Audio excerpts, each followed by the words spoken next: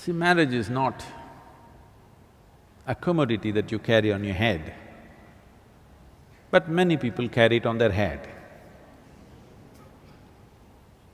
It's just an arrangement, so that socially there is some sense to the way you fulfill the needs that you have. A human being has needs, physical, psychological, emotional, financial, social, various kinds of needs.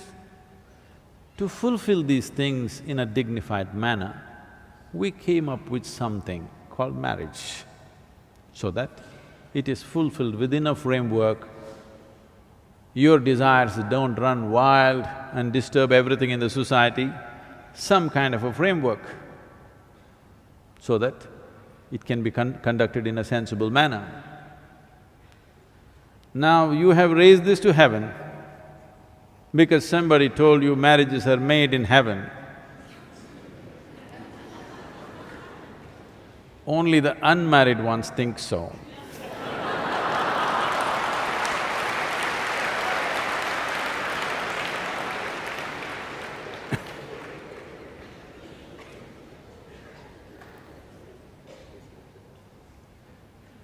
So it's just two people, all right?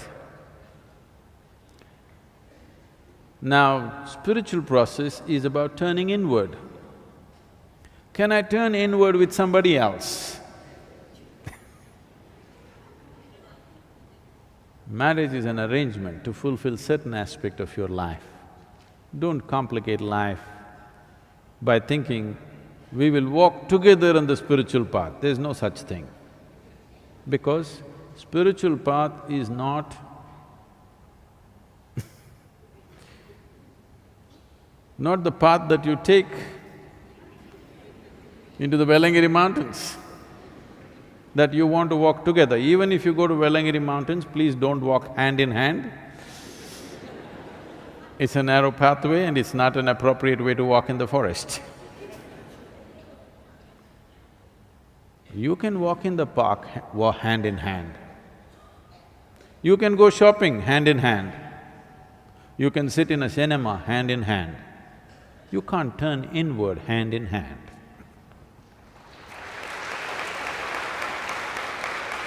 Now, does it mean to say someone who's married? What it means… let's understand this. Someone who is married means someone who's made an official arrangement for their needs in life. A formal arrangement for simple needs that a human being has, which are biological, which are psychological, which are social, many things.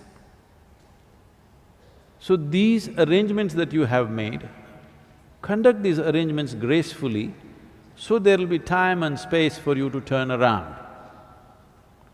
If you pay excess attention to these arrangements, then turning around will not be possible. This does not mean if you're alone, you will do it. If you're alone, you may be always looking out.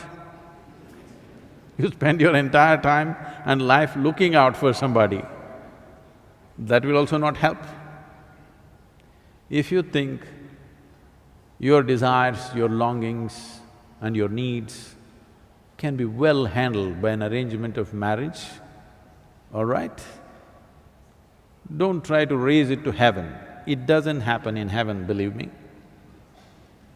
And if heaven is making so many mistakes, then we'll have to seriously reconsider many things. So, of course, in India, we don't blame it on the heaven. We do our own calculations of all the arrangements of stars and planets and everything. We match all the planets and stars very well. It's very easy to match stars because they never fought ever. But to match these two people, that nobody has managed except those two people if they are sensible. If they're sensible, they can manage it. Nobody else can match these two people.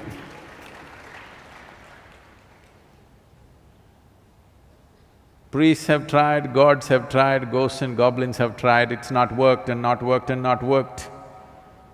Two sensible people, they can manage. If both of them understand the limitations of the arrangement and the possibilities of the arrangement, they can conduct it sensibly. If you try to raise it to heaven, you will see it will for sure crash. So your marriage has nothing to do with your spiritual process, because your spiritual process is an inward journey.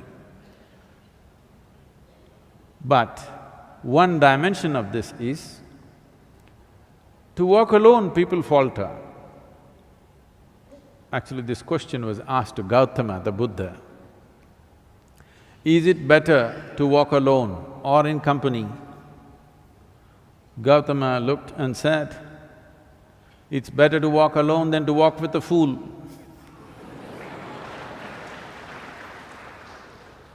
Because Gautama, not me, okay?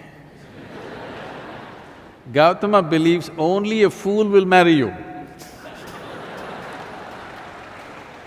It's him, not me, okay?